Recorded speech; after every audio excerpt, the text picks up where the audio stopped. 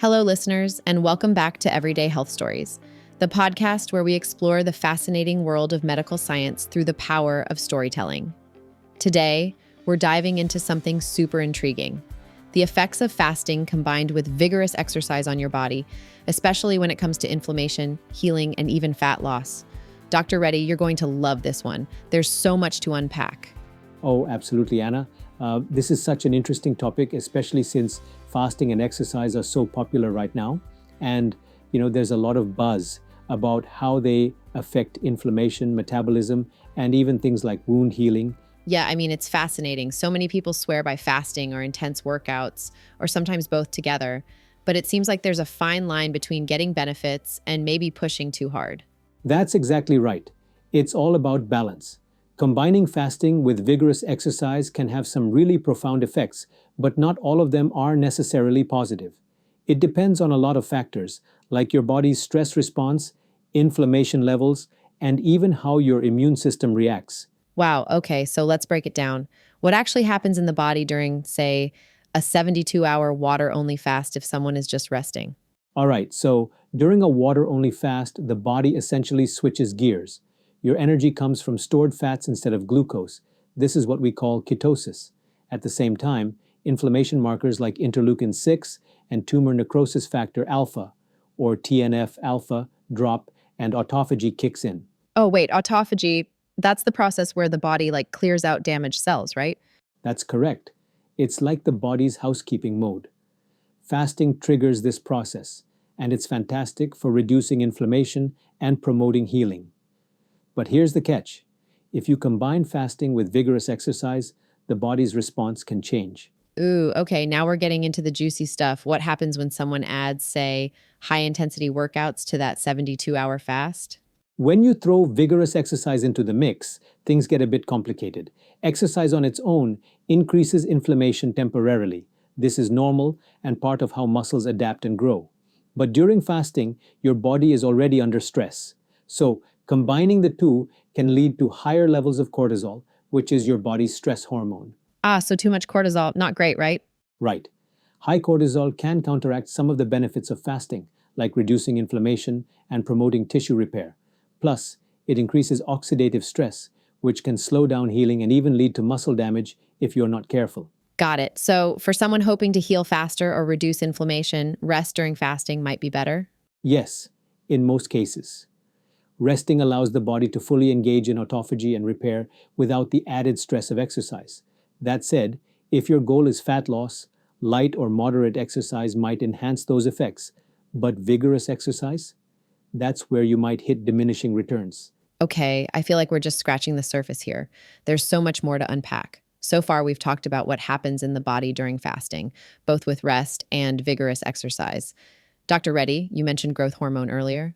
Let's dive into that. How does it fit into this whole picture? Oh, growth hormone is a key player here. Both fasting and exercise can spike growth hormone levels. It's like your body's natural repair and recovery signal. During fasting, growth hormone helps mobilize fat stores for energy and protects lean muscle mass. And exercise, especially intense exercise, causes even sharper spikes in growth hormone. So higher growth hormone levels should be a good thing, right? More repair, more fat burning. Yes and no. While it sounds great on paper, there's a catch. Vigorous exercise during fasting can also increase oxidative stress and inflammation, which might negate some of the benefits of those growth hormone spikes. Think of it like overloading a circuit. You're adding too much stress for the system to handle effectively. That makes sense. So for someone focused on healing, like recovering from an injury, fasting alone might be the better choice? Absolutely. Studies have shown that fasting alone activates genes like SMOC1 and SCG2, which promote wound healing and tissue regeneration. Adding intense exercise during a fast can actually impair this process by causing more muscle damage and oxidative stress. Okay, so for healing, rest wins. But what about fat loss? Does exercise really boost the fat-burning effects of fasting, or is that just a myth? Great question. Fasting alone already promotes fat loss by triggering lipolysis. That's when your body breaks down fat stores for energy. But moderate exercise can enhance this process because it increases your overall energy expenditure. And vigorous exercise, what happens there? Vigorous exercise during fasting can accelerate fat loss in theory because it burns more calories. But, and this is a big but, the elevated cortisol and inflammation can interfere with insulin sensitivity and fat metabolism. So, it's not as straightforward as more exercise equals more fat loss. So if someone has, say, fatty liver, fasting alone might be enough to start reducing that fat. Exactly. Fasting has been shown to significantly reduce liver fat and improve glucose metabolism, even without exercise. Adding light to moderate exercise can help, but the incremental benefit of vigorous exercise isn't always worth the added stress on the body. Got it. And I remember reading that there are certain groups of people who definitely shouldn't combine fasting with intense workouts. Can we talk about that? Of course, this is really important. Vigorous exercise during fasting isn't recommended for older adults because their cortisol rhythms can get disrupted more easily, which leads to higher stress levels. It's also not ideal for people with cardiovascular conditions or those with compromised immune systems. Both groups are more vulnerable to the stress and inflammation caused by intense exercise. And what about people dealing with high psychological stress? Could fasting and vigorous exercise together make things worse? Yes, absolutely. High psychological stress combined with physical stress from fasting and intense workouts can overload the hypothalamic pituitary adrenal axis, which regulates cortisol. This can leave you feeling more fatigued, anxious, or even burnt out. Okay, so to sum up, if you're fasting, moderate exercise can be helpful, but vigorous exercise might be too much, especially for people in certain at-risk groups. Did I get that right? Perfectly, Anna. It's all about finding that balance between pushing your body and giving it the rest it needs to heal and thrive. Amazing. All right, before we wrap up in the next segment, I want to dig into the idea of cortisol a bit more and how it ties everything together. It seems like this hormone is at the center of everything we've talked about: healing, fat loss, inflammation, you name it. You're absolutely right, Anna. Cortisol is the body's primary stress hormone, and it plays a crucial role in how we respond to fasting and exercise. It's like the conductor of an orchestra, coordinating energy release, immune response, and even your mood. Okay, so during a fast, cortisol levels naturally go up a little, right?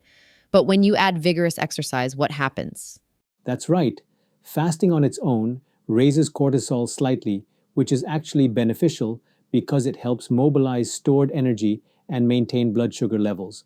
But when you add vigorous exercise, cortisol spikes even higher because of the physical stress. This can lead to inflammation, muscle damage, and impaired recovery. Wow. So instead of helping the body recover, it's actually slowing things down? Yes, elevated cortisol during a fast with vigorous exercise can counteract the anti-inflammatory benefits of fasting. It also interferes with autophagy, the process we talked about earlier that clears out damaged cells and promotes healing. Oh, that's huge. So people who are fasting for health reasons, like to lower inflammation or speed up healing, should probably avoid those super intense workouts? Absolutely. For those goals, fasting with rest or light activity is the way to go. You allow your body to fully engage in those repair and recovery processes without adding unnecessary stress. And you mentioned earlier that some groups, like older adults or people with immune issues, are particularly vulnerable. Would they be more affected by this cortisol spike? Yes, they would.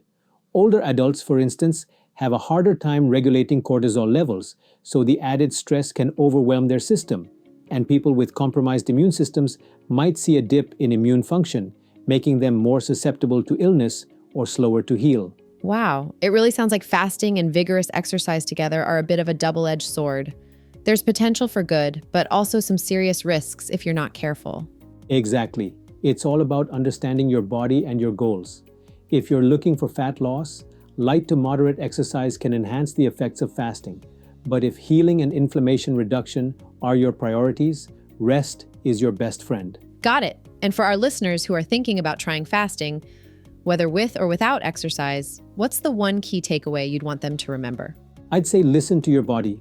Fasting is a powerful tool, but it's not one size fits all. Start slow, be mindful of how you feel, and if you're planning to add exercise, keep it light until you know how your body reacts. Such great advice, Dr. Reddy.